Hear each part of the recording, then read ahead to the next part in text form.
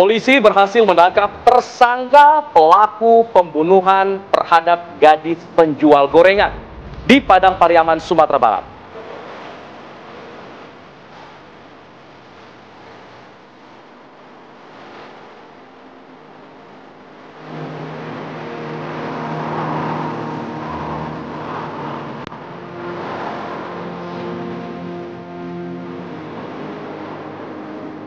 Masa kampanye belum ditetapkan Komisi Pemilihan Umum untuk Pilkada serentak.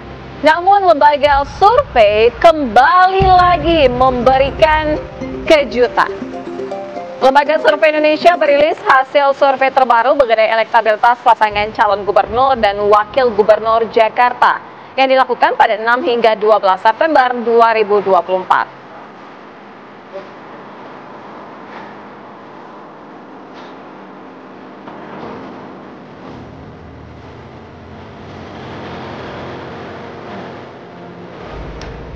Seorang pria mengalami penganiayaan sadis saat menghadiri acara klub motor di Gunung Putri, Kabupaten Bogor, Jawa Barat.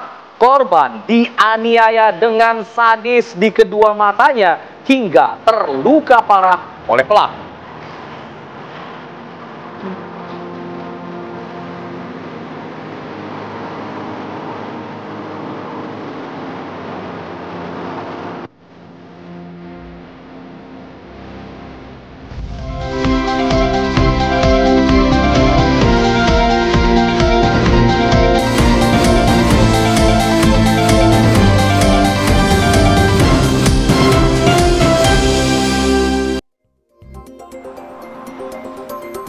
Assalamualaikum warahmatullahi wabarakatuh. Selamat pagi pemirsa, selamat pagi Alfa. Selamat pagi Sira, selamat pagi juga warga Jakarta. Yang hari ini sepertinya mendapatkan kejutan dari lembaga survei soal hasil survei terbaru yang ya hasilnya mengejutkan juga sih.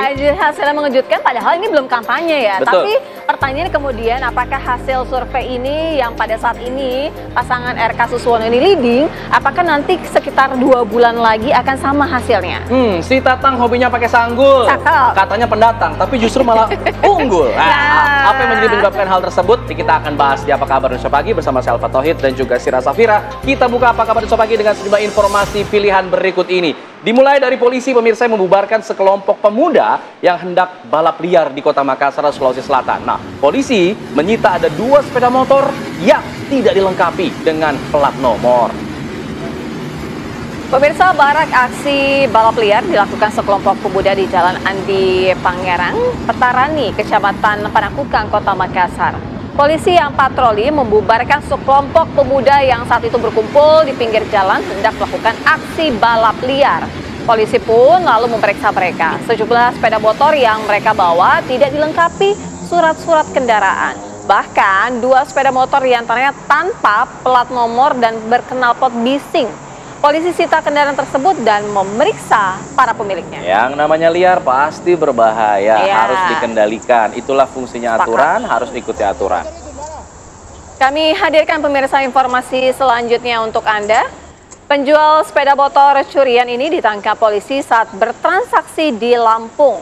Pelaku menjual sepeda motor melalui media sosial dan ditangkap polisi yang menyamar sebagai pembeli. Ya. Penangkapan tersebut pemirsa terjadi setelah polisi melakukan ada patroli cyber dan dari hasil patroli tadi menemukan ada akun media sosial tersangka.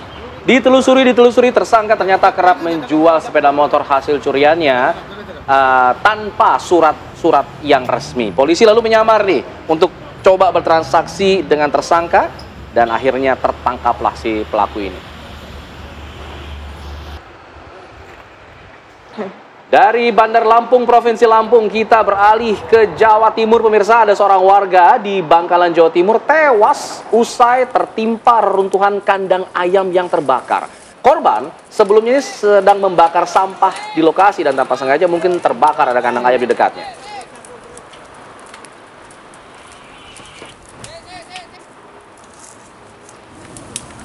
Ya, peristiwa naas terjadi dan menimpa terhadap seorang warga di Bangkalan, Jawa Timur yang tertimpa reruntuhan kandang ayam akibat dirinya sebelumnya membakar tumpukan sampah. Dan tanpa sengaja api pun merembet ke kandang ayam yang berada di dekat tumpukan sampah tersebut. Nah, petugas damkar datang ke lokasi memadamkan api yang membakar kandang ayam yang sudah tidak digunakan lagi.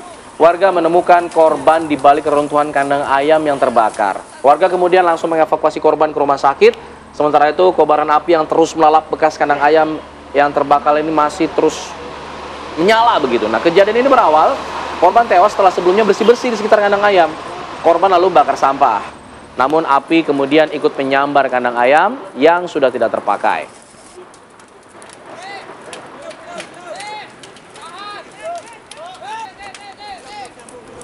Pemirsa, kami hadirkan informasi selanjutnya untuk Anda, di mana seorang nelayan ini hilang diterkam buaya beberapa hari yang lalu di Sungai Cantik, Desa Tanjung Pasir, Kecamatan Tanah Merah, Provinsi Riau.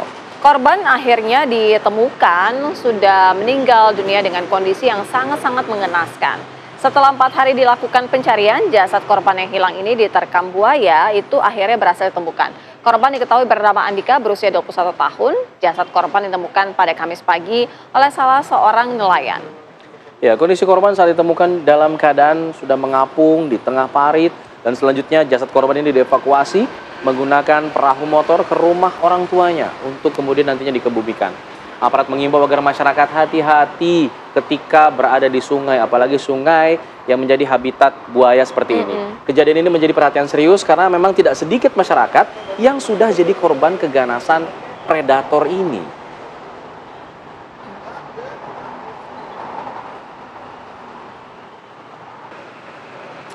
Ya, kita beralih lagi ke informasi lainnya pemirsa. Ada yang juga pamit hendak ke warung katanya untuk jajan pamitnya. Ini ada bocah kelas 5 SD di Oku Selatan, Sumatera Selatan juga menghilang seperti ditelan bumi. Hampir sebulan ini ia menghilang, korban belum juga ditemukan rimbanya. Seorang anak berusia 11 tahun, Rafael Aditya, warga Diel Desa Penantian Kecamatan Banding Agung, Oku Selatan, dilaporkan hilang sejak 21 Agustus 2024. Bocah kelas 5 sekolah dasar itu meninggalkan rumah sekitar pukul 7 malam dengan alasan ingin membeli jajanan. Namun hingga kini terhitung sudah hampir 1 bulan, Rafael belum juga kembali. Herwanto, ayah korban, telah berusaha mencari korban hingga ke tempat tinggal ibunya di Palembang. Namun korban belum juga ditemukan. Sementara itu, pihak berwajib atau kepolisian juga masih terus melakukan penyelidikan dan telah memanggil beberapa saksi untuk dimintai keterangan. Keluarga pun berharap korban dalam kondisi sehat dan dapat ditemukan secepatnya. Iya, buat pemirsa yang mungkin mengenali sosok anak ini, pernah melihat di mana gitu, segera melapor ke kepolisian setempat untuk mengabarkan kepada pihak keluarga. Kita harapkan memang bocah ini, pra-remaja ini bisa segera ditemukan ya, dan dalam kondisi sehat walafiat. Sehat walafiat. Kita hadirkan pemirsa informasi selanjutnya untuk Anda. Sebuah pom bensin di Jalan Raya Somagede, Kabupaten Banyumas, Jawa Tengah ini terbakar. Kebakaran terjadi akibat percikan api yang muncul dari salah satu mobil setelah kendaraan tersebut mengisi BBM. Lagi-lagi kami imbau kepada Anda pemirsa juga harus hati-hati ya ketika mengisi bensin. Ya. Kita lihat ini asap tebal dari api yang menyala di pom bensin ini membumbung tinggi. Api membakar habis 2 unit kendaraan di dalam area pom bensin ini, termasuk pula bagian atap SPBU yang juga ikut terbakar. Menurut petugas SPBU, api kali pertama muncul dari bawah mobil yang baru saja mengisi BBM.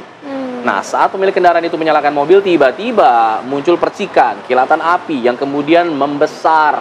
Petugas mencoba memadamkan api dengan menggunakan 4 alat pemadam ringan ataupun APAR milik SPBU, tapi api tak kunjung padam, terlalu besar apinya. Mobil lalu didorong menjauh dari alat pompa bensin, tapi api kemudian terlanjur menyambar kendaraan lain yang juga sedang parkir. Pemadam kebakaran dari Pemkab Banyumas yang membantu memadamkan api akhirnya berhasil mengendalikan situasi beberapa jam kemudian. Untungnya tidak ada korban jiwa, namun kerugian ditaksir mencapai ratusan juta rupiah, bahkan lebih.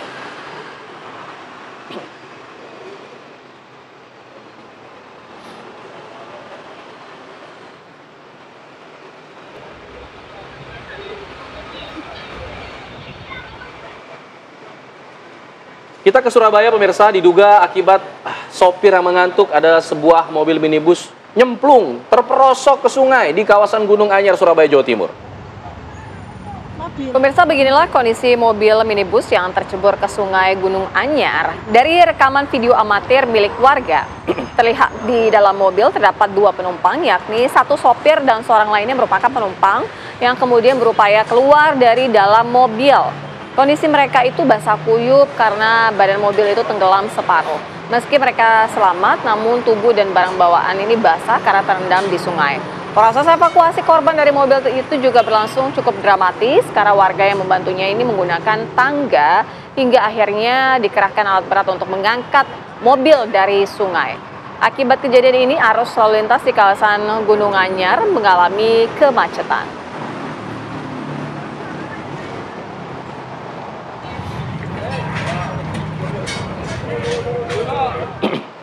Pemirsa, Gunung Merapi di perbatasan Jawa Tengah dan juga Yogyakarta ini kembali meluncurkan awan panas pada Kamis kemarin. Jarak luncur awan panas sejauh 1,35 km ke arah barat daya atau Kali Bebeng. Ya, awan panas guguran meluncur pukul 6.45 waktu Indonesia Barat dengan durasi 137 detik dan amplitudo maksimum 40 mm. Dari data Balai Penyelidikan Pengembangan Teknologi Kebencanaan Geologi atau BPPTKG Yogyakarta, jarak luncur awan panas mencapai 1,35 km ke arah barat daya atau ke arah Kali Bebeng. Sementara dalam 6 jam sampai pukul 6 pagi teramati kegempaan awan panas guguran sebanyak ada 1 kali, gempa guguran 62 kali, dan gempa tektonik jauh sebanyak 2 kali. BPPTKG Yogyakarta mengimbau warga untuk menjauhi daerah bahaya yang sudah direkomendasikan. Hingga kini, tingkat aktivitas Gunung Merapi juga masih ditetapkan pada level 3 atau siaga.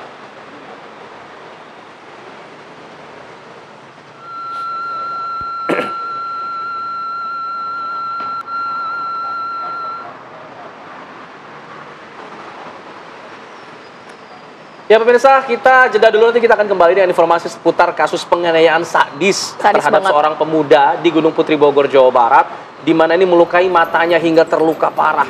Ini terjadi akibat dari perkelahian antar kelompok geng motor sepertinya. Kita akan bahas saja dah. Tetaplah bersama kami di sini di Apa Kabar Indonesia Pagi.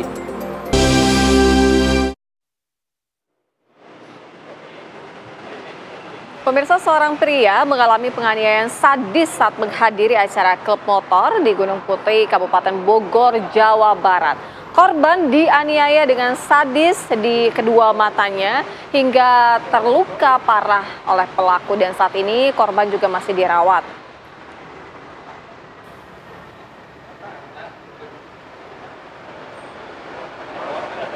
Ya, korban masih dirawat di rumah sakit pemirsa setelah ada aksi penganiayaan oleh beberapa orang di Gunung Putri, Kabupaten Bogor, Jawa Barat. Pria yang diketahui bernama Faisal itu tergeletak tidak berdaya. Sempat beredar juga videonya, korban bahkan pingsan dan mengalami luka parah di bagian wajahnya, khususnya di bagian mata.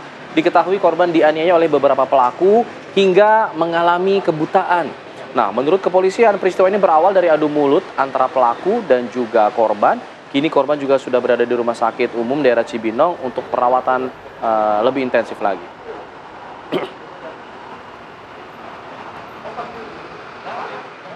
Korban itu bercekcok dengan yang bersangkutan pelaku, kemudian terjadilah peristiwa penganiayaan yang mengakibatkan luka pada wajah korban. Pak, apa benar itu diduga motif sementara itu karena asmara atau apa? Kalau motif sampai saat ini masih kita lakukan pendalaman. Lukanya sendiri di bagian apa sih, Pak? Di bagian wajah, tepatnya di matanya. Oh, itu dua-duanya atau gimana, Pak? Iya, betul, dua-duanya. Ya, untuk mengetahui kondisi korban dan bagaimana awal mula terjadinya kasus ini, kita sudah terhubung bersama dengan Surya Nasution selaku kakak dari korban. Selamat pagi, Mas Surya. Selamat pagi, Mas Surya. Kita turut prihatin dengan apa yang terjadi terhadap adik Anda, Mas Surya. Ya, Mas Surya, kami ingin tahu dulu bagaimana kondisi adik Anda saat ini pasca penganiayaan yang terjadi. Masih terbaring di rumah sakit RSUD. Matanya sih sudah ditanganin oleh pihak rumah sakit. Ada bagian dada sebelah kiri yang dia selalu merasa sakit, gitu aja sih. Oke, waktu kejadian itu dia dianiaya dengan menggunakan alat tajam atau seperti apa di bagian matanya? Kalau info yang beredar, pertamanya sih itu ada yang bilang pakai obeng dicolok. Nah, terus pasca kita mendapatkan video, dia itu tusuk lagi pakai tangannya, dicongkel-congkel, didorong itu. Menurut pengakuan korban, apa yang menyebabkan pelaku melakukan hal sekeji itu sih, Mas Surya?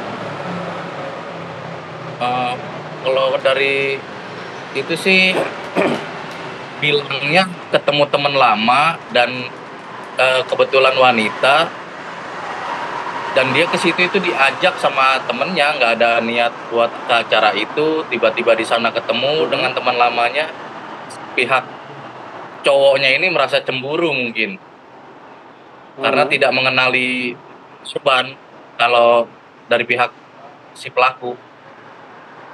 Artinya Mas Surya, korban ini kenal dengan pelaku lainnya atau seperti apa dan berapa informasinya pelaku jumlahnya? Kemungkinan sih 3 orang yang baru ini, nanti nunggu pengembangan polisi kan, soalnya ini pengeroyokan udah pasti banyak yang ikut-ikutan gitu. Yang sekarang sih masih dicari 1 wanita 1 pria. Oke, identitas keduanya sudah diketahui, Mas Surya? Sudah. Oke, ini informasinya acara apa sebenarnya? Ada acara salah satu ini Vespa ya, kayak acara Vespa 2 hari di sana, ada pamerannya juga, ada grup musiknya juga. Jadi kebetulan datang dengan nonton musik. Ya. Baik. Sejauh ini apa saja keterangan yang sudah diberikan kepada pihak kepolisian? Mungkin kepolisian juga sudah memeriksa berapa saksi yang menurut pengetahuan dari Mas Surya? Saksi sih sudah 3 ya, yang saksi kunci ada 3, termasuk pelapor adik saya yang cewek. Kalau keterangan lainnya masih diselidikin sama kepolisian. Baik. Terima kasih Mas Surya, kita harapkan pelaku segera ditangkap dan juga mempertanggungjawabkan perbuatannya. Dan semoga adik Anda semoga lekas sembuh ya. Amin. Terima kasih Mas Surya. Terima kasih Mas Surya. Ya. Baik. Ini belakangan ini kita sering sekali ya mendengar penganiayaan hingga sadis, kekerasan, kemudian ada korban yang hilang, kemudian diperkosa dan juga sampai dikuburkan ya tanpa pakaian ya. Itu terjadi pada Nia, penjual gadis gorengan. Pelaku akhirnya tersangka itu sudah ditangkap. Nah, kita akan bahas nanti itu mengenai kasus tersebut. Usai jeda tetap di sini di Apa Kabar Indonesia Pagi.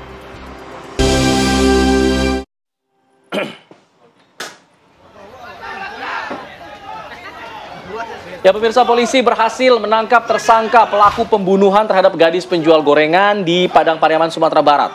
Ini adalah proses penangkapan yang terjadi pemirsa dan berhasil direkam oleh kamera amatir warga. Upaya pengejaran dan penangkapan terhadap IS, tersangka pelaku pembunuhan terhadap Nia Kurniasari ini terekam dalam kamera amatir milik warga. IS ditangkap Kamis sore sekitar pukul 15.05 waktu Indonesia bagian Barat di wilayah Padang Kabau di Nagari Kayu Tanam di sebuah rumah milik warga. Dan IS ini bersembunyi di langit-langit rumah warga, di plafon dia ngumpet. Nah, penangkapan IS terjadi pada hari ke-11 pengejarannya sejak ia ditetapkan sebagai tersangka. Dan selama itu pula, polisi terus menyisir sejumlah tempat, termasuk disisir juga kawasan perkebunan, hutan, dan perbukitan yang sempat diduga menjadi lokasi persembunyian pelaku. Terakhir, polisi menyempitkan wilayah pencarian dalam kawasan hutan yang ada di Ampat Nagari, di Kecamatan Duokali, Sebaleh, Kayu Tanam. Dan kini, tersangka IS sudah diamankan di Polres Padang Pariaman untuk dilakukan pemeriksaan lanjutan.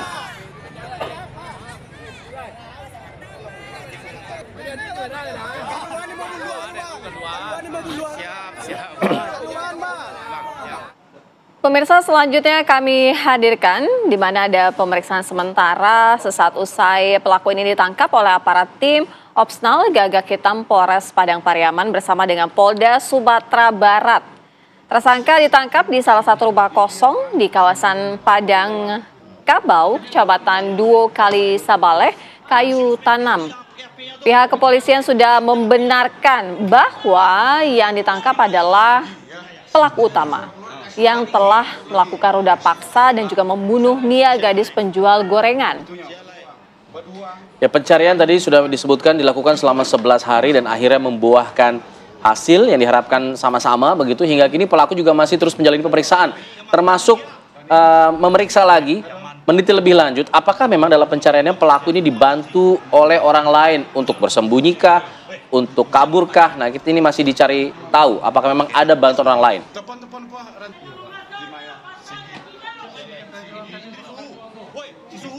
Tinggi, Sisuhu. Tinggi nama?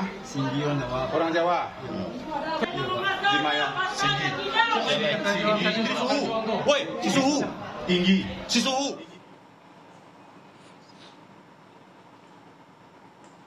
Ya, untuk mengetahui lebih lanjut pemirsa mengenai jalannya pemeriksaan dan juga bagaimana kronologi penangkapan, kita sudah terus tersambung bersama rekan kami Andri Saputra yang mengabarkan dari lokasi kejadian penangkapan begitu dari Padang Pariaman.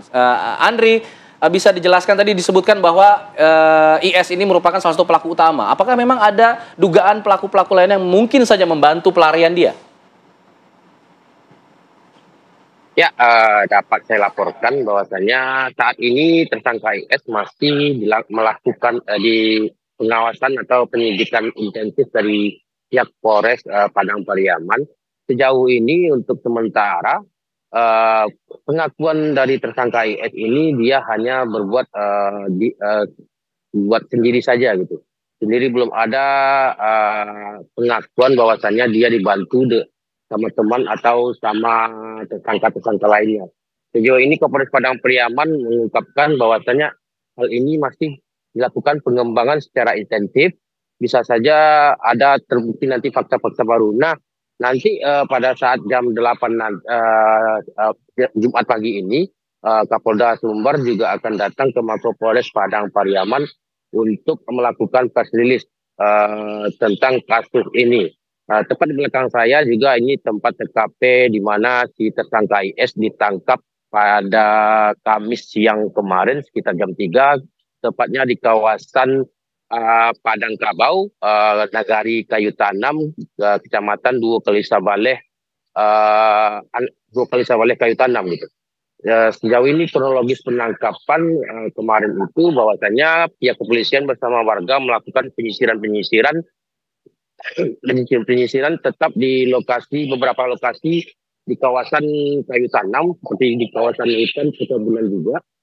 Nah, di sini tersangka penyisiran ini dilakukan pihak warga dan dicurigai ada rumah kosong di kawasan Padang Kabau ini, bahwasannya tersangka IS dicurigai berada di sana. Setelah melakukan penyisiran, ternyata warga melihat ada pergerakan-pergerakan di rumah tersebut, makanya warga langsung memanggil pihak kepolisian untuk melakukan pengepungan gitu. Setelah melakukan pengepungan, ternyata memang setelah diambil kunci dari pihak keluarga orang yang punya rumah, ternyata di rumah tersebut terkunci dari dalam. Kecurigaan pihak kepolisian makin dalam, makanya polisi langsung mendobrak rumah dan melihat tersangka di atas atau di plafon rumah milik warga tersebut. Dapat kita lihat di sini bahwasanya rumah ya. Andri, bisakah Anda lebih mendekat lagi dengan rumah di mana tersangka ini berhasil ditangkap? Ya, dapat kita lihat di rumah ini bahwasanya rumah ini merupakan rumah warga yang kosong. Bahwasanya pemilik dari rumah ini merantau menurut keterangan warga, rumah ini merantau di Jawa gitu, menurut keterangan info dari warga. Jadi rumah ini memang ditinggal kosong. Ya. Iya, sebelahnya itu ada rumah lagi, artinya sebenarnya ada orang lainnya ya. Hanya rumah yang ketika ditangkap ini rumahnya benar-benar kosong begitu ya, tidak ditinggali pemiliknya ya.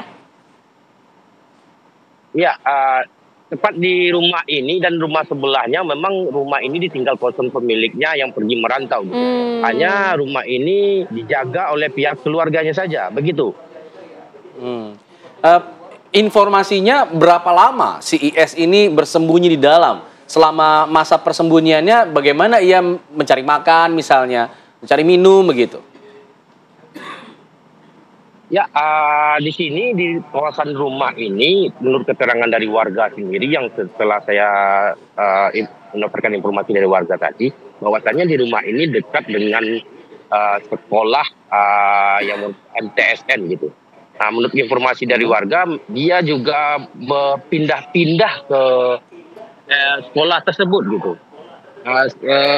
Sejauh ini dari keterangan warga tersebut, dia juga pernah berada di MTSN tersebut gitu selama 2 hari begitu. Iya. Baik, artinya dia di rumah kosong ini bisa diperkirakan begitu, mungkin ada warga yang melihat dia berada di situ sejak hari kapan begitu?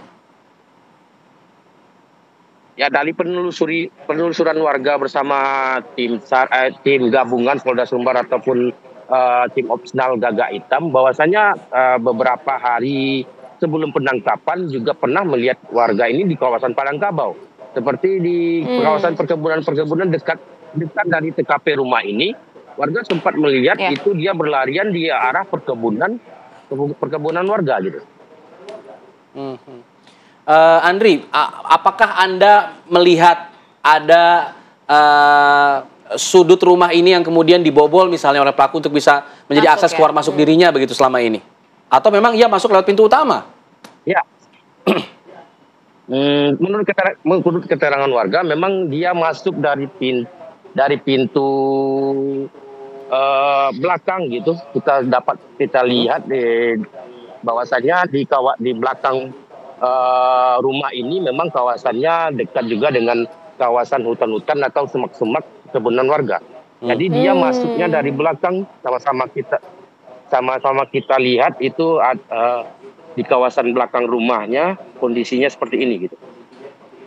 Boleh kita lihat, Andri? Arahkan kameranya ke arah belakang sehingga kita bisa tahu bagaimana si pelaku ini akses keluar masuknya. Mungkin Anda bisa sambil ceritakan juga untuk lokasi ini seberapa jauh dari lokasi tempat kejadian perkara sebenarnya? Berapa jauh ia kabur dari tempat TKP pembunuhan dan juga pemerkosaan itu? Ya, untuk TKP pembunuhan ini memang sama dengan desa TKP pembunuhan gitu. Hanya berseberangan jalan di TKP pembunuhan tersebut. Bahwasannya di TKP pembunuhan itu di Korong Pasagolombang, sedangkan ini memang masih Korong Pasagolombang, namun kampung kecilnya bernama Padang Kabau begitu. Dapat kita lihat di sini Andri, kondisi. kalau misalnya Anda bisa gambarkan, itu kan posisinya juga dekat banget sekali dengan hutan ya. Tapi paling tidak kalau di depan itu tadi banyak bisa dilalui orang-orang juga, Andri? Banyak yang melintas begitu atau mungkin ada lampu penerangan dan lain sebagainya? Di depan rumah memang kawasan jalan warga untuk melakukan aktivitas keluar masuk gitu. Memang di sini di depan rumah ini memang kawasan jalan warga pemukiman warga biasanya gitu. Dan di sini juga terdapat beberapa sekolah. Ya. Oke. Dengan tertangkapnya pelaku ini, Anda mungkin sudah ada komunikasi dengan pihak keluarga korban. Bagaimana kemudian respon dari keluarga korban dari penangkapan ini? Selama saya komunikasi dengan pihak keluarga korban sangat bersyukur dan mengucapkan syukur sedemikian rupa gitu, karena pelaku tertangkap gitu ya, dan mereka berharap si pelaku ini dihukum seberat-beratnya, dan pihak keluarga pun menyatakan bahwasanya ini pelaku tidak mungkin lebih dari 1 orang begitu. Andri, mungkin Anda sudah mendapatkan informasi juga dari pihak kepolisian mengenai kepemilikan rumah. Sebenarnya rumah ini tidak ditinggali sudah berapa lama, kemudian kepemilikannya siapa, apakah dari pelaku ini sudah mengetahui rumah ini kosong, mungkin ada hubungan dengan kerabat dan lain sebagainya begitu?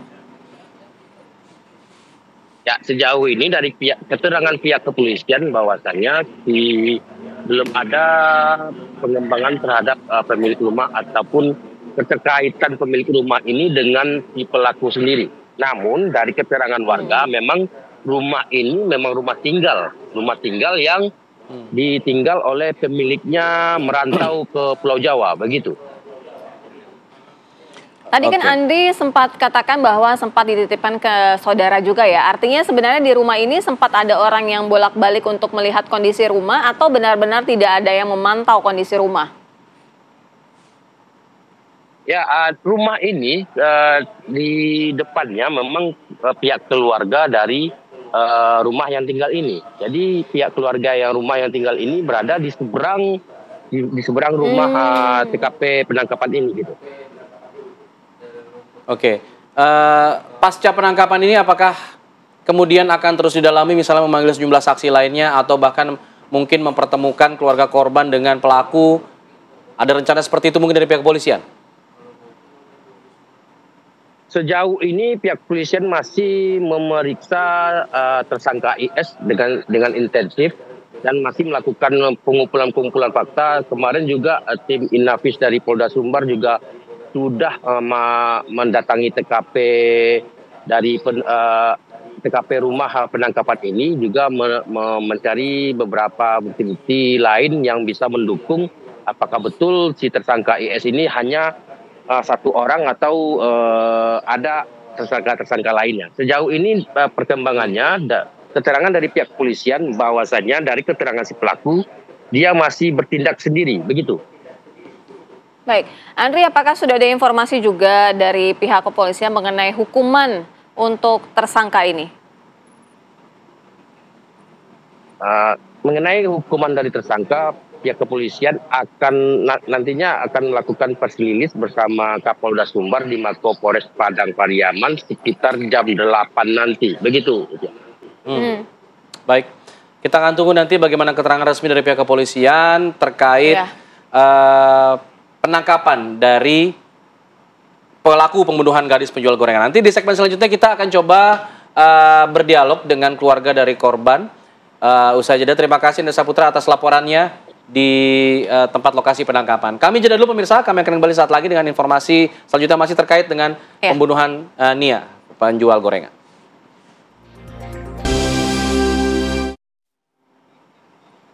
Ya, pemirsa, langsung saja kami ajak Anda untuk bergabung bersama dengan tante korban almarhumah Nia, yaitu Ibu Gumaria Anita. Selamat pagi, Bu Anita.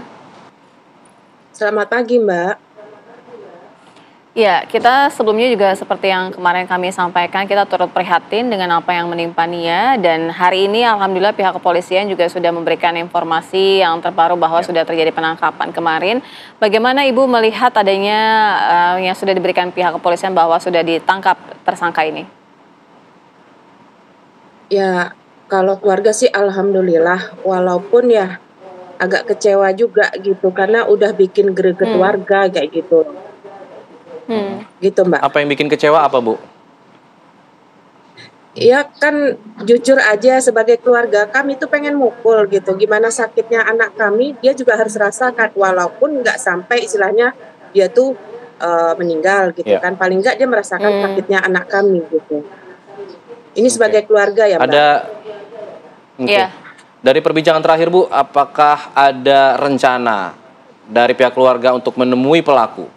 Untuk mengklarifikasi misalnya? Nah, itu semalam pengacara udah datang karena saya punya anak kecil, jadi nggak final dari keputusan itu saya nggak tahu gitu. Tapi kalau misalkan Bu ada rencana itu, artinya pihak keluarga korban ini bersedia gitu untuk menemui tersangka? Kemungkinan bisa. Kalau dari hasil dari mulai awal pembahasan kayaknya ada sih.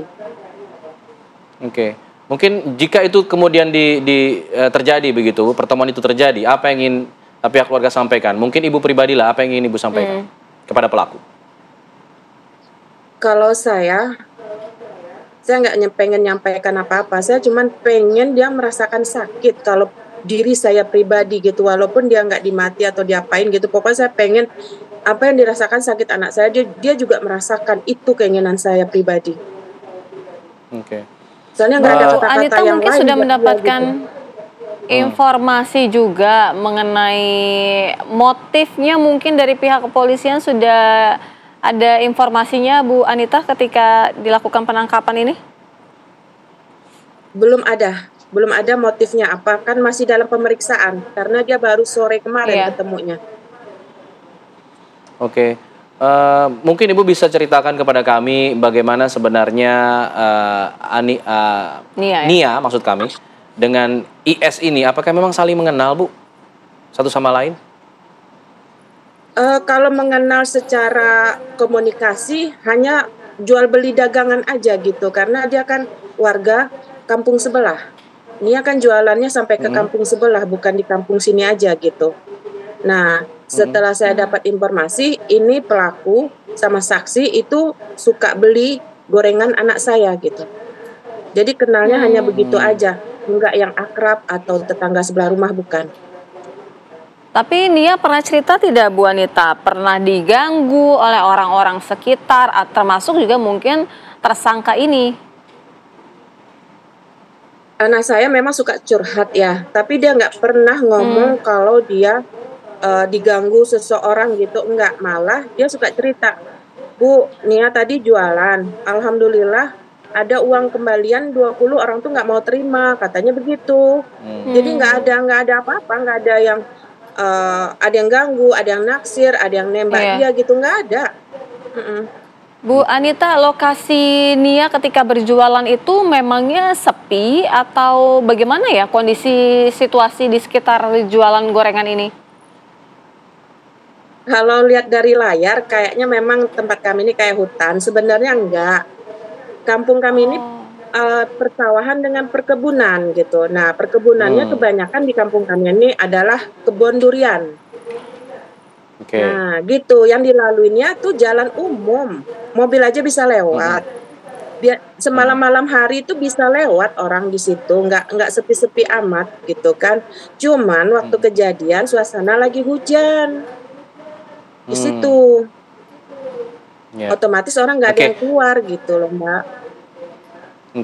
Tadi Ibu Anita bilang bahwa pelaku ini, tersangka ini kerap membeli gorengan bersama dengan sejumlah saksi lainnya begitu. Artinya ada teman-temannya dari pelaku yang juga ikut kerap membeli gorengan ke Nia setiap harinya begitu?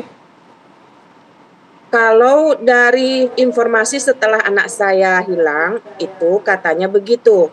Tapi kalau anak saya cerita, memang di situ orang suka beli gorengan dia gitu.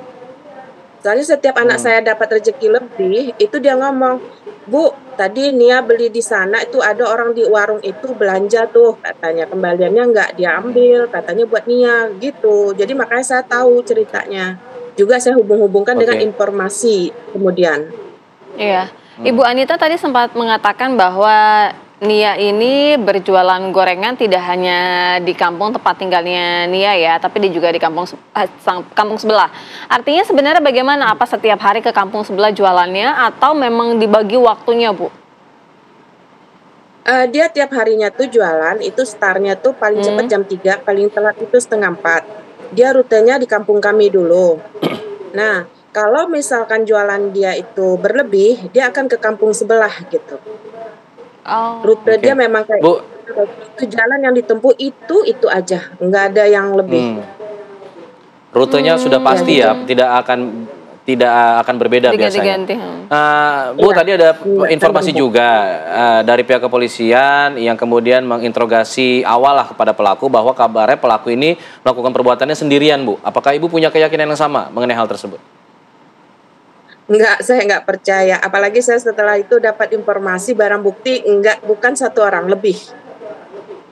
Saya udah mencari informasi. Ibu dapat barang buktinya apa, Bu? Dapat informasinya apa? Ada berapa orang juga, Bu? Lebih dari satu. Saya nggak bisa gimana ya? Nggak bisa nyampein itu yang berhak menyampaikan adalah kepolisian, tapi saya dapat informasi begitu. Ya, tapi apa yang melatar belakangi keyakinan Ibu bahwa pelaku tidak melakukan perbuatannya sendirian, Bu?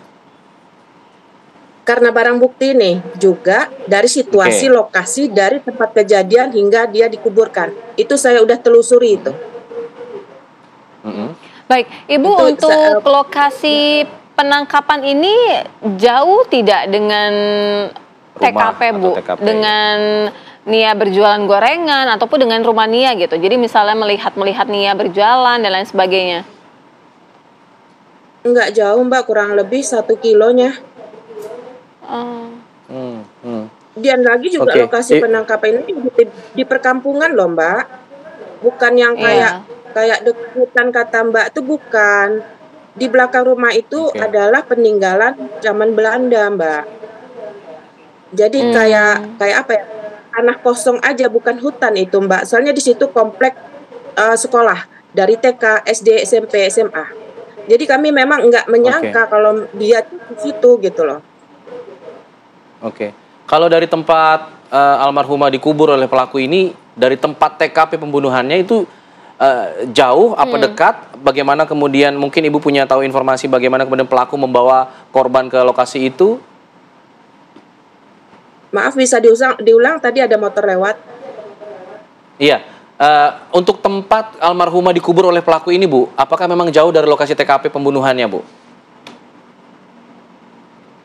Kalau dia dibunuh itu saya belum tahu di mana lokasinya. Tapi tempat dia dikuburkan itu kurang lebih berkisar 600-500 meter deh dari rumah korban. Jadi dengan jarak seperti itu memungkinkan untuk dilakukan oleh seorang diri, Bu, oleh pelaku ini? Menurut Ibu? Kan tadi saya bilang enggak mungkin, Mas. Soalnya gini, dia tuh kalau rute jejaknya dia tuh melalui ke atas bukit dulu ke komplek perkuburan gitu. Udah gitu saya lihat itu ada jejak menurun lagi bukitnya gitu. Setelah menurun itu kalau dia bisa pilih 2 jalur. Kalau enggak jalur mendaki lagi, kalau enggak melalui paret. Tapi paret irigasi yang gede gitu. Baik. Bu Anita, berdasarkan dengan apa yang sudah disampaikan pihak kepolisian bahwa tersangka ini juga kan ada beberapa kasus lainnya ya. Nah, artinya tapi dia dikenal di kampung itu seperti apa sosoknya sebenarnya? Apakah memang kelakuannya ataupun perilakunya sudah menandakan bahwa dia itu tidak baik-baik gitu? Ya, kalau saya dapat informasi dari kampung sebelah, karena dia bukan sekampung ya, hanya kampung sebelah, dia memang residivis, memang suka maling-maling gitu, dan memang waktu cerita itu orang-orang, dia memang suka maling gitu, dan kami pun banyak kehilangan tabung gas, kompor gas, kayak gitu. Memang sudah jadi pembahasan orang di kampung dia gitu. Baik, Bu Anita, kalau saya tidak salah, almarhumah Nia ini punya kemampuan bela diri kalau tidak salah ya, punya kemampuan bersilat begitu ya, bahkan sempat mengajar silat kepada anak-anak di kampung, betul? Betul. Dengan kemampuan Nia yang Ibu tahu saat ini, jika berhadapan 1 lawan 1 misalnya dengan pelaku, dihadapkan pada saat kondisi kejadian itu terjadi, Ibu yakin bahwa Nia bisa melawan pelaku ini begitu? Kalau memang situasinya 1 lawan 1? Ya, kalau dia sehat 1 lawan 1, karena ini laki-laki badannya kecil, insya Allah saya yakin. Tapi tanpa no sabu-sabu ya, karena orang ini kan penyabu nih. No sabu-sabu, dia sehat, anak saya sehat, insya Allah. Nah, situasi kemarin anak saya hilang itu, anak saya lagi tidak enak badan. Dia hilang kemarin itu masih tidak enak badan. Baik. Semoga saya nanti dugaan Ibu bisa dijawab oleh pihak kepolisian yang pada pagi hari ini juga akan memberikan keterangan pers ya kepada media dan juga publik terkait kasus ini. Terima kasih Ibu Gumaria Anita sudah berbagi informasi kepada kami. Sekali lagi kami mengucapkan turut berduka cita atas apa yang menimpa kerabat Ibu. Ya, selamat pagi Bu. Assalamualaikum. Waalaikumsalam. Pemirsa, usai jeda kami akan menghadirkan sejumlah informasi penting lainnya untuk Anda. Jangan kemana-mana, kami segera kembali.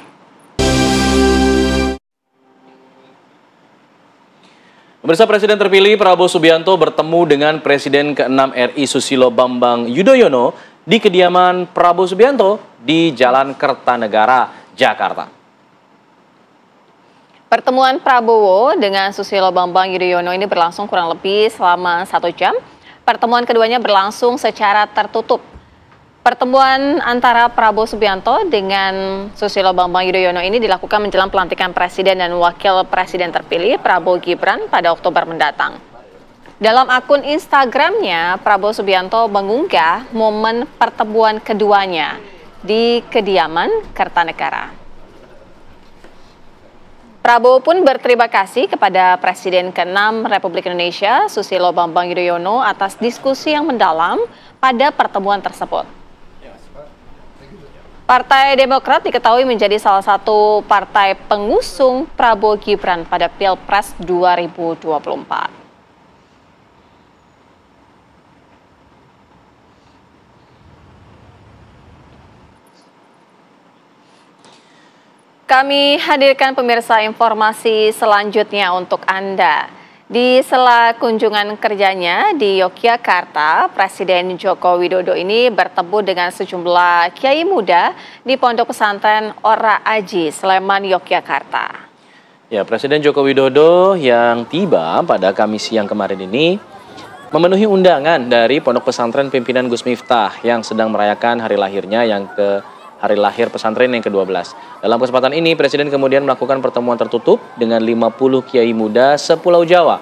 Nah, dalam pertemuan ini, para kiai yang diwakili Gus Miftah pun menyampaikan jika banyak kebijakan Jokowi yang berdampak positif bagi pesantren di tanah air. Presiden Joko Widodo juga memberikan pesan khusus kepada para kiai-kiai muda ini agar turut menjaga keberlangsungan transisi pemerintahan dari dirinya kepada Prabowo Subianto. Nah, usai bertemu para kiai, Presiden Jokowi membagikan sembako dan juga kaos kepada warga yang sudah menunggu di depan pesantren. Selain di Yogyakarta, Presiden Jokowi juga dijadwalkan akan menggelar kunjungan kerja di Jawa Tengah.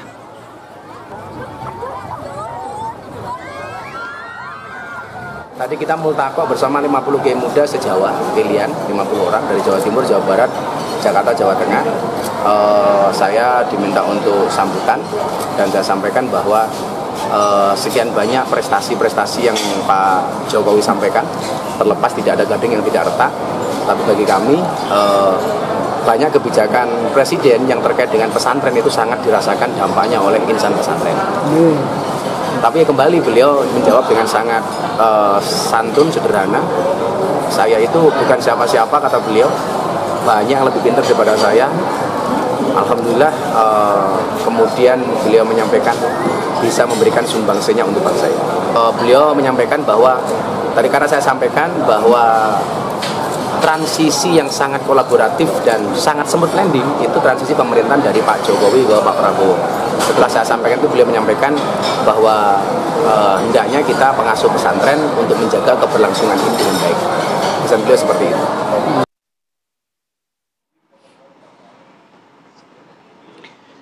Pemirsa, Partai Keadilan Sejahtera PKS menggelar rapat pimpinan nasional dan juga rapat kerja nasional yang akan berlangsung selama 3 hari. Sedianya dalam Rapimnas yang dibuka hari Kamis kemarin, Presiden terpilih Prabowo Subianto ini dijadwalkan akan hadir, namun berhalangan hadir. Presiden PKS Ahmad Saiku mengatakan salah satu agenda pembahasan dalam Rapimnas itu adalah target partai dakwah untuk menang di banyak daerah pada gelaran pemilihan kepala daerah pada November mendatang. Tak main-main, PKS menargetkan 60% kemenangan pada Pilkada 2024. Tercatat 4 provinsi dan 108 kader PKS ini bertarung di 108 kabupaten kota.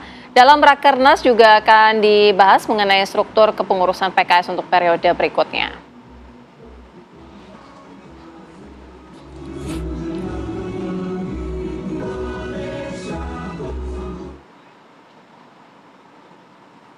Pemirsa, Presiden Joko Widodo meresmikan Tol Solo Yogyakarta via Kulon Progo seksi 1 Kartasura Klaten sepanjang 22,3 km dan juga bisa digunakan pada hari ini mulai pukul 00 dini hari tadi. Ya, jadi ada jalur alternatif lagi ya yang bisa digunakan oleh masyarakat. Dengan didampingi Gubernur Istimewa Yogyakarta, Menteri PUPR dan juga Kapolri, Presiden Joko Widodo ini tiba di exit tol Banyudono, Boyolali, Jawa Tengah. Tentunya dengan adanya ruas tol ini dapat mempercepat waktu tempuh antara Solo menuju Jogja dan itu dapat menghemat waktu tempuh hingga menjadi 30-50 menit dari Solo menuju ke Jogja. Oh, cepat sekali tuh. Nah, tol tersebut dibangun dengan biaya 5,6 triliun rupiah.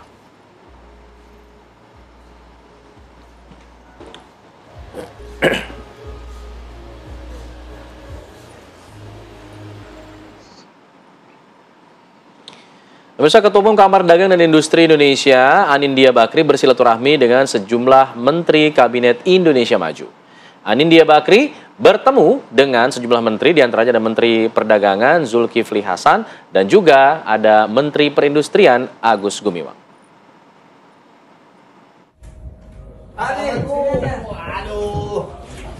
Ketua Umum Kamar Dagang dan Industri Indonesia Anindya Novian Bakri menggelar silaturahmi dengan sejumlah Menteri Kabinet Indonesia Maju. Anindya mengunjungi Menteri Perdagangan Zulkifli Hasan di kantor Kementerian Perdagangan. Dalam kunjungannya, Zulkifli menyambut kedatangan Anindya dan langsung menyapa dengan hangat. Tentang kamu, Anin. Ya, ini seperti putra saya ini. Ya, saya selalu biasanya kalau diskusi apa dan Bang Ica. Lama sekali kami dari satu kampung. Saya doakan sukses ya, Anin. Ya, di sini kami orang ke Anin. Ya, siap datang. Terima kasih ya. Ya, Silaturahmi Anindya ke Zulkifli Hasan juga untuk mengundang Mendak hadir dalam sarasehan bersama Kadin Indonesia. Anindya Novian Bakri juga bersilaturahmi dengan Menteri Perindustrian Agus Gumiwang. Kehadiran Anindya disambut dengan sangat akrab oleh Agus Gumiwang. Saat tiba di depan ruangannya, Agus Gumiwang memberikan ucapan selamat kepada Anindya yang terpilih menjadi Ketua Umum Kadin Indonesia periode 2024-2029. Tim TV One mengabarkan. Brother Ketua Umum. Kalau ini sahabat juga nih. Selamat Pak Menteri, Pak Menteri. Selamat ya, apa kabar? Pemirsa, usai jeda saatnya kami akan menghadirkan dialog hangat kepada Anda mengenai survei yang sudah mulai dilakukan dan pada saat ini Pilgub Jakarta ada nama yang paling teratas, jaraknya agak jauh dengan dua nama lainnya, yaitu RK Suswono yang sangat-sangat leading. Kami akan bahas usai jeda, tetaplah bersama kami.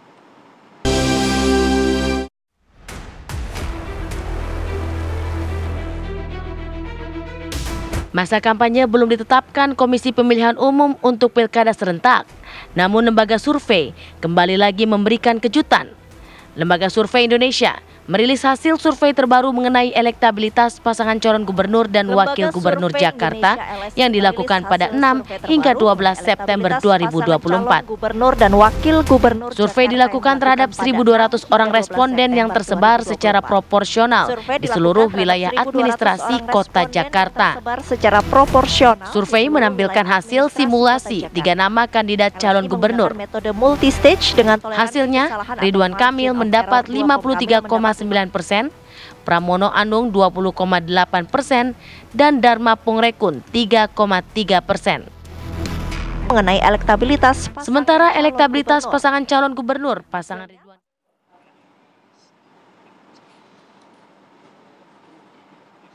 Ya, itulah kemudian kejutan yang ditampilkan oleh LSI ya dari hasil surveinya yang menampilkan ada sejumlah hasil survei yang kemudian menempatkan seorang pendatang Ridwan Kamil menjadi justru yang paling unggul nih di Jakarta kabarnya. Nah, untuk membahas mengenai hal tersebut pemirsa, bagaimana juga respon dari para juru bicara pasangan calon ini, kita akan membahasnya di Apa Kabar Pagi pada hari ini. Sudah hadir di studio ada Mas Jayadi Hanan dari Lembaga Survei Indonesia. Selamat pagi. Selamat pagi. Jayadi. Lalu kemudian ada Mas Ahmad Fathul Bari selaku juru bicara dari Ridwan Kamil dan juga Suswono. Selamat pagi, Mas Bari. Waalaikumsalam warahmatullahi wabarakatuh. Di sambungan Zoom kita sudah bergabung juga ada Mas Aris SCOD, juru bicara Pramono Rano Karno. Selamat pagi Mas Aris. Selamat pagi Mas Aris. Pagi Mas Alfat, pagi Mbak. Ya, dan juga tidak ketinggalan ada Ibu Siti Fadila Supari, juru bicara dari Dharma Pongrekun dan juga Kunwarana. Selamat pagi, Assalamualaikum Bu Siti. Waalaikumsalam warahmatullahi wabarakatuh. Oh, biasanya ngumpul semua di studio nih, tapi kali ini terpisah-pisah nih. Bukan karena hasil survei kan Ibu ya, Mas ya? Bukan. Oh bukan. Ini pede sekali kita malam.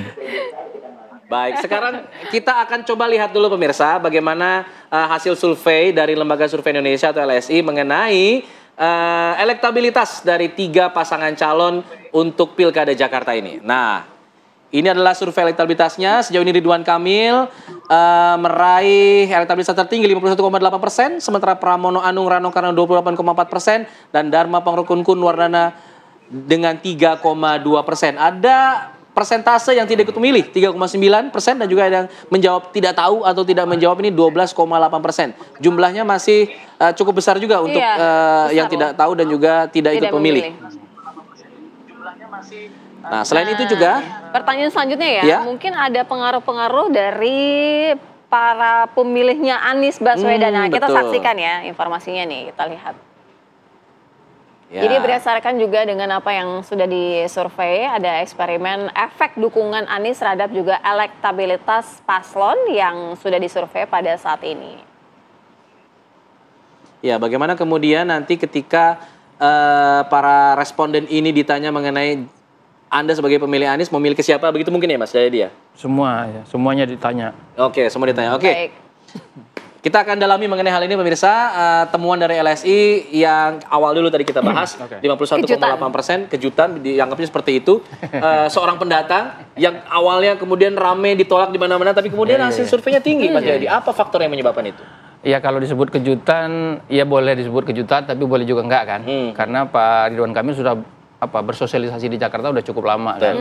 Dan kalau dari hasil-hasil jajak pendapat atau survei sebelumnya, terutama pasca Pileg Pilpres, itu kan memang selalu ada 3 nama yang bertengger di atas, Anies, Ahok, dan Ridwan Kamil. Jadi Ridwan Kamil sudah dikenal oleh warga Jakarta dan sudah terlihat maksud dan tujuannya untuk nyalon di Jakarta. Nah, karena tidak ada Anies, tidak ada Ahok, wajar kalau kemudian kemudian beliau yang leading ya. Dan memang itu hasil simulasi di survei-survei sebelumnya. Nah, jadi sebetulnya ini sudah diperkirakan bahwa karena Ridwan Kamil sudah bersosialisasi, dia sudah punya, Ridwan Kamil itu walaupun dia dari Jakarta, tapi dia punya basis pendukung yang cukup solid juga di Jakarta. Sorry, di Jawa Barat. Tapi dia punya juga basis pendukung yang cukup solid ya. Kalau kita bagi itu pendukung solid Anies itu sekitar 35-45 atau 35-40. Kemudian Ahok sekitar 20-25%. Ridwan Kamil itu sekitar 10-15%. Jadi dia sudah punya basis, sudah punya modal lah. Sudah punya modal di Jakarta. Nah, yang menarik kemudian adalah karena basis Ridwan Kamil itu tadinya yang kuat sekitar 10-15, dia dapat 51,2% dari mana? Gitu. 52% itu dari mana gitu? Antara lain dari pemilih Anies Baswedan. Justru pemilih Anies itu larinya ke sebagian karena di simulasi sebelumnya itu juga menunjukkan bahwa kalau Anies nggak ada Ridwan Kamil, ada Ahok, pemilih Anies cenderung ke Ridwan Kamil. Nah sekarang itu karena tidak ada Ahok juga, maka ada pertanyaan berikutnya tuh, pemilih yang sudah yakin ke yang belum yakin ke Ridwan Kamil itu kemana? Nah mereka masih punya pilihan tuh, apakah ke Pram atau tetap ke Ridwan Kamil. Termasuk menjawab tidak tahu itu juga termasuk yang tidak tahu atau tidak jawab atau masih mengambang. Nah, pertanyaannya berikutnya adalah apakah peta ini bisa faktor apa yang bisa mempengaruhi peta ini ya? Satu yang menarik adalah karena ini tidak ada petahana, maka wajar kalau situasi pemilihnya masih cair. Satu, ada sekitar 60% lebih yang menyatakan dia akan baru menetapkan pilihannya itu pada hari kampanye sampai dengan hari H. Artinya kan masih bisa berubah tuh. Yang udah yakin betul dengan pilihannya sekitar 35%. Yang kedua, kalau kita cek seberapa yakin dia dengan pilihannya yang ada sekarang, artinya pemilih kuat, pemilih lemahnya itu, pemilih lemahnya masih sekitar 35% rata-rata. Itu artinya misalnya gini, kan pemilih Ridwan Kamil sekarang kan 52. Nah, 35% dari 52% itu sudah loyal, sudah pasti. Belum justru. Belum loyal. Artinya yang sudah loyal sama RK itu baru sekitar 32%. Karena 35% dari 52 kan sekitar 20%. Jadi itu artinya Ridwan Kamil perlu memastikan, mensolidkan itu. Nah, di sisi lain ada faktor berikutnya yang bisa berpengaruh. Ternyata keunggulan Ridwan Kamil itu antara lain karena orang belum begitu kenal sama Pram. Ya. Mas Pram itu baru dikenal sekitar 45%. Nanti kalau dia pengenalannya sampai 100%, itu bisa berubah lagi. Bisa juga berubah. Berarti kampanye berpengaruh dong kampanye sangat berpengaruh, bisa gitu. Nah, yang faktor yang berikutnya bisa mengubah adalah sikap Anies gimana. Itu yang kita cek di eksperimen itu. Sikap Anies itu bisa 3 kemungkinan ya. Netral, dukung RK Suswono, atau dukung Pramrano. Itu yang menarik.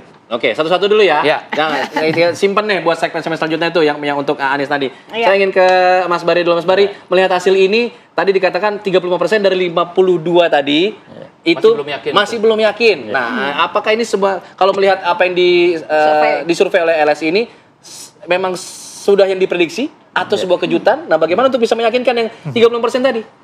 Yang pertama kita apresiasi ya segala bentuk survei. Yang jelas kan survei ini bagus sekali kita untuk jadi alat ukur kalau buat paslon ini untuk karena hasilnya bagus, makanya belum bagus kali.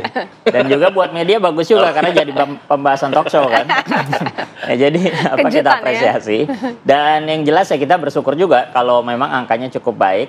Dan yang pasti untuk waktu sekarang yang masih berproses, pendaftaran kemarin baru dilakukan, lalu nanti ke depan ada masa kampanye dan seterusnya, walaupun sosialisasi sudah dimulai, ya jelas ini masih ada waktu kita untuk meningkatkan kinerja secara baik dan untuk mengambil tadi angka yang sebetulnya belum menentukan pilihan.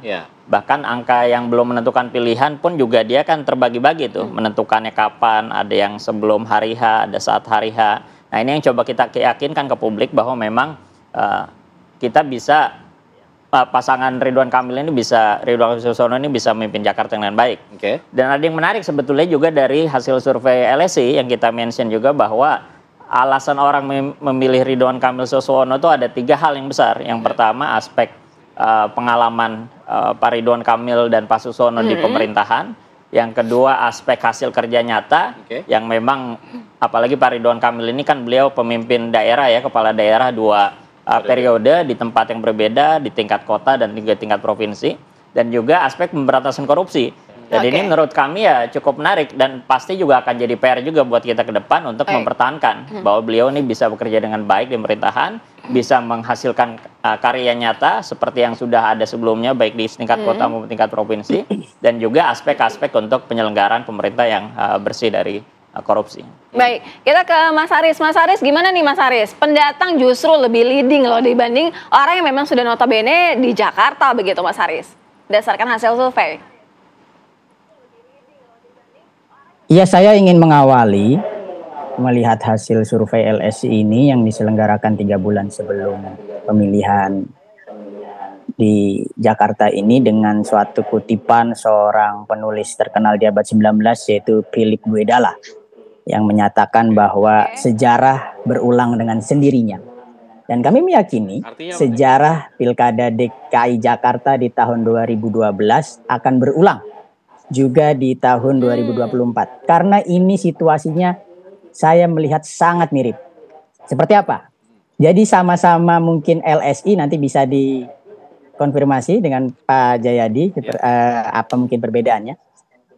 Tapi pada saat itu 3 bulan sebelum pemilu kada di Jakarta, pasangan Foke Nara saat itu juga elektabilitasnya 50%. Berselisih dengan peringkat 2 yaitu Pak Jokowi dan Pak Ahok yang hanya dikasih waktu itu 14,4% dan selisih elektabilitasnya 35%. Nah ini kita semua sejarah orang tahu siapa yang menang di akhirnya. Kemudian di tahun 2024 juga 3 bulan sebelum pemilihan, ini pasangan RK Suswono yang sudah sosialisasi sejak lama, elektabilitas popularitas Pak RK sudah di atas 90%. Itu 51,8% elektabilitasnya. Bahkan Mas Pram dan Bang Rano itu elektabilitasnya 28,4%. Hanya selisih 23%. Jadi justru kami terkejut. Sangat terkejut karena ini di luar ekspektasi kami. Bayangkan nama Mas Pram tidak pernah ada sebelumnya dalam survei-survei di Pilkada DKI Jakarta. Terbukti dengan tingkat popularitas yang masih 45%. Jadi kalau misalnya kejutan, harusnya kejutannya ada di kami. Bahwa ini ada terjadi lompatan elektoral yang luar biasa dari Mas Pram dan Bang Rano. Seperti itu saya pikir. Jadi ini nantinya bisa terulang karena apa? Karena juga persis Mas Pram dan Bang Rano selama sosialisasi dan selama ketertinggalan elektabilitas ini gerak dengan sangat agresif, dengan sangat ekspansif untuk menyapa masyarakat, untuk menanyakan apa itu yang dibutuhkan masyarakat Jakarta, sehingga program-programnya adalah program-program yang masuk akal, program-program yang benar-benar dibutuhkan masyarakat, program yang kagak ribet dah, yang jelas-jelas saja programnya, yang benar-benar, seperti misalnya CCTV di setiap RT RW agar masyarakat semakin merasa aman, kemudian agar masyarakat semakin berkualitas pendidikannya akan menggratiskan sekolah selama 12 tahun untuk dari SD sampai SMA, baik yang negeri maupun swasta. Kemudian penciptaan balai rakyat dan sebagainya. Nah, hal-hal seperti ini jika nanti kampanye dilakukan masih akan ada waktu kurang lebih 3 bulan. Saya meyakini memang itu sejarah akan berulang. Kalau Pak Jokowi Ahok saja selisih 35% itu bisa dikejar, apalagi ini selisihnya hanya 23%. Nah, saya meyakini justru kejutan ini ada di Mas Pram dan Bang Rano dan kami. Mas Aris, kami sangat optimis, semakin membuat tim pilkada Bang Rano Mas semakin Aris semangat. sangat optimis ya. Baik. Kita juga nanti akan dengarkan dari Ibu Siti Fadila Supari ya. Tapi usai jeda kami segera kembali. Kita lanjutkan dialog perbincangan pada pagi hari ini. Saya ke Bu Siti. Bu Siti, ini bagaimana Bu? Ibu pasangan Dharma Kun ini tertinggal sangat cukup jauh begitu Bu? Dalam survei. Nah, terima kasih. Kalau melihat hasil survei itu bukan pendapat yang mutlak. Karena sangat tergantung sekali siapa yang mensurvei, dari mana dia bersurvei, kemudian bagaimana metodologinya dan sebagainya. Dan sekarang masyarakat sudah sangat tahu bahwa hasil survei itu bukan suatu hasil yang mutlak. Kenapa saya mengatakan begitu? Ini apakah Jakmania tidak diikutkan dalam survei itu? Nah, ini suatu yang sangat kontradiksi itu. Tapi mungkin si pensurvei tidak mengikutkan Jakmania, saya kira.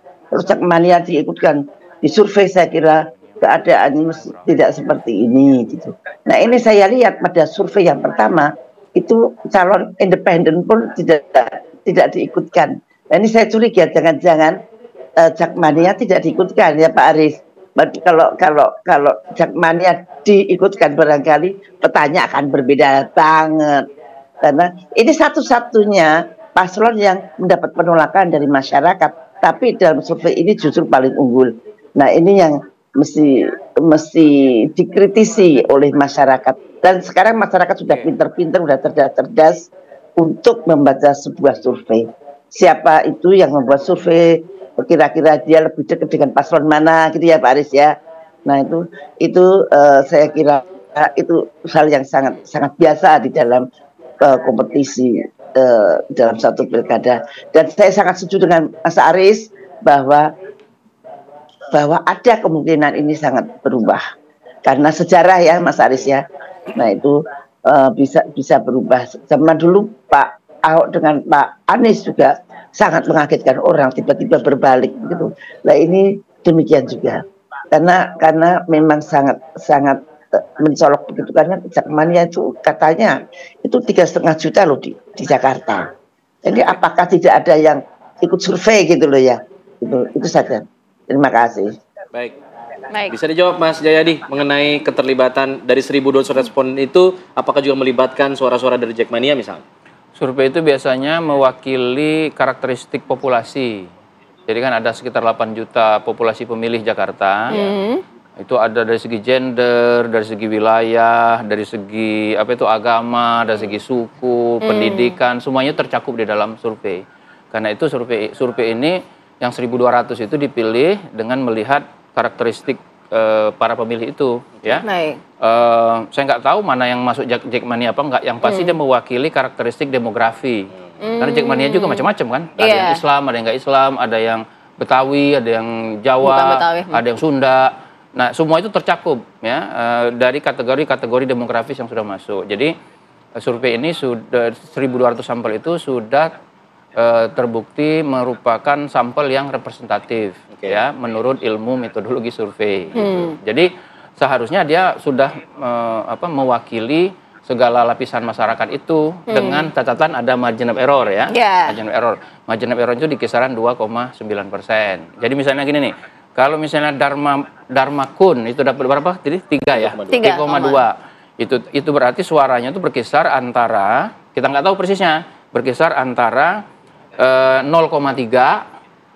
kan 3,2 dikurang 2,9 0,3 sampai dengan 3,2 tambah 2,9 jadi 5,1 ya itu rentangnya. Suaranya RK Suswono itu 52 dikurang 3 karena ketiga aja ya. Antara 47 49 sampai 55. Demikian juga suaranya bisa naik turun di situ rentangnya itu margin of error-nya. Tapi Mas Jayadi tadi sempat bilang juga ya soal pemilihnya Anies itu artinya kan terpisah-pisah. Tapi pada saat ini juga kalau misalnya berbicara mengenai mesin partai sendiri itu seperti apa? Berjalankah tidak dengan para pendukungnya atau seperti apa? Ada beberapa cara kita untuk melihat pemilih itu ya dengan mengumpulkan para pemilih ke sosok tertentu. Nah dalam pilkada itu di mana-mana biasanya itu pemilih itu lebih terikat dengan calonnya, dengan figurnya. Tetapi ada beberapa situasi di mana pemilih juga terikat dengan partainya. Nah, biasanya di Indonesia termasuk Jakarta itu sudah dicek sejak tahun 2004 sampai sekarang. Dua partai yang biasanya itu punya pemilih loyal karena kepartaiannya itu, terutama partai lain ada juga, yaitu PKS sama PDIP. Jadi untuk PKS maka yang bisa mendrive pemilihnya itu selain figur adalah partainya. Demikian juga untuk PDIP yang bisa mendrive pemilihnya itu mendorong ya selain figur juga partainya. Baik, PKS kan ada di kubunya Ridwan Kamil dan juga Suswono. Nah ini artinya apakah hasil tersebut tadi memperlihatkan bahwa belum kompak sebenarnya di internal PKS untuk mendukung RK? Ini bagaimana kemudian bisa menanggapi? Ya kalau di tingkat struktur dan kader tentu sudah sangat jelas, sangat kompak dan bahkan keliling kemanapun juga difasilitasi oleh mereka. Bertemu masyarakat, karena kan itu tangan partai, komunikator partai di level grassroots itu adalah struktur dan kader PKS di tingkat bawah. Dan itu setiap hari kita berkeliling, Pak Suswono, juga berkeliling ke basis-basis yang memang sudah kita bina. Jadi kalau di aspek itu kita tidak khawatir. Jadi target 100% suara PKS akan mendukung ke RK Suswono? Kalau struktur dan kader jelas. Tapi kalau simpatisan ataupun juga yang memang punya apresiasi terhadap PKS, yang pernah memilih PKS, ya tentu ini kan kita nggak bisa kontrol. Makanya salah satu alat ukurnya melalui survei. Dan tentu dalam aspek itu pun karena mereka juga bagian dari jejaring biasanya, itu tetap kita konsolidasikan. Karena yang terdekat itu di bawah adalah mereka yang ada di bawah, para kader, para pengurus PKS tingkat bawah. Tentu jejaring itu yang kita optimalkan untuk meraih dukungan mereka. Tadi Mas Jayadi sempat bilang kan yang lalu itu sekitar 80% pemilih PKS milih Anies. Artinya itu gambarannya lah ya. Itu.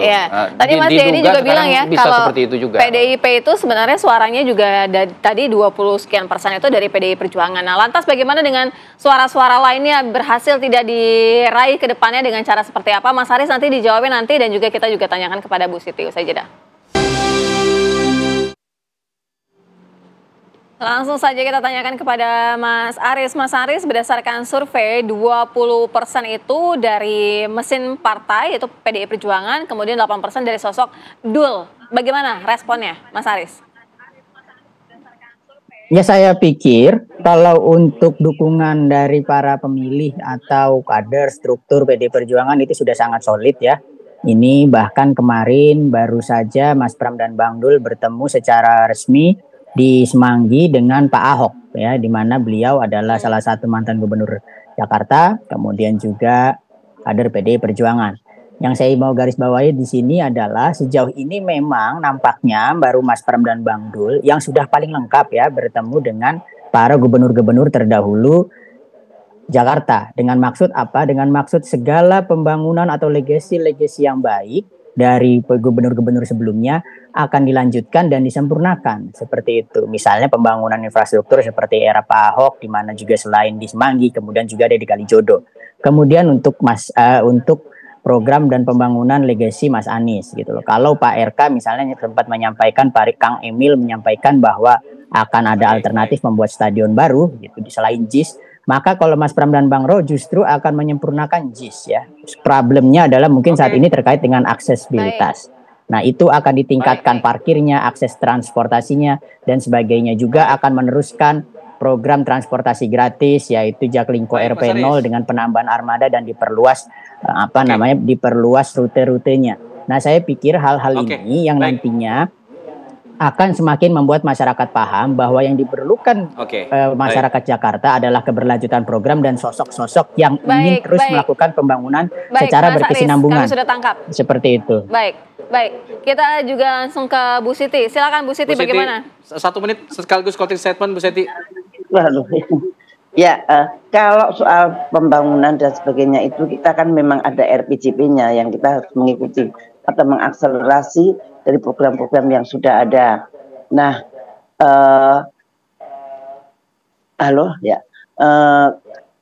tadi saya sampai di mana?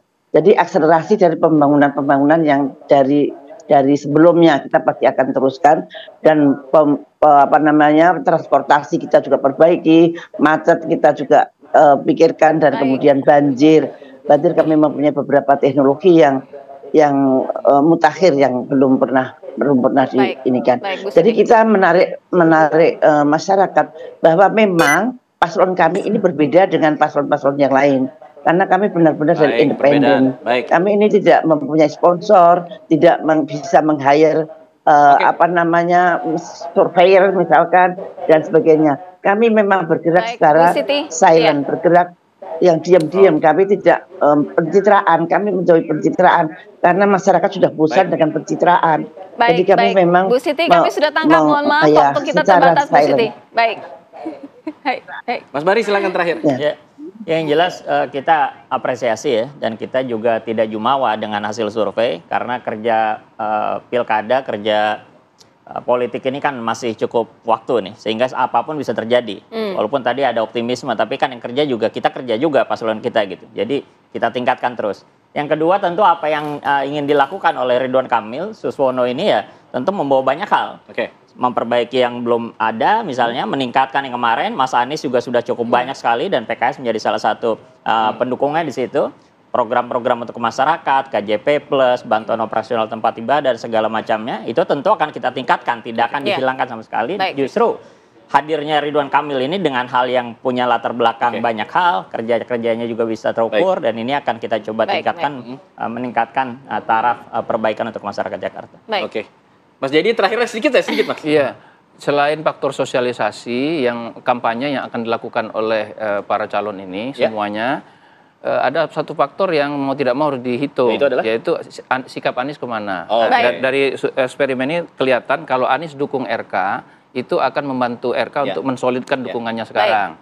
Tapi kalau Anies dukung Pramrano, maka itu bisa menggerus suara RK, mendukung secara jelas ya, terbuka, mendukung, menggerus suara RK. Ini berarti bisa jadi pembahasan selanjutnya lagi, Mas.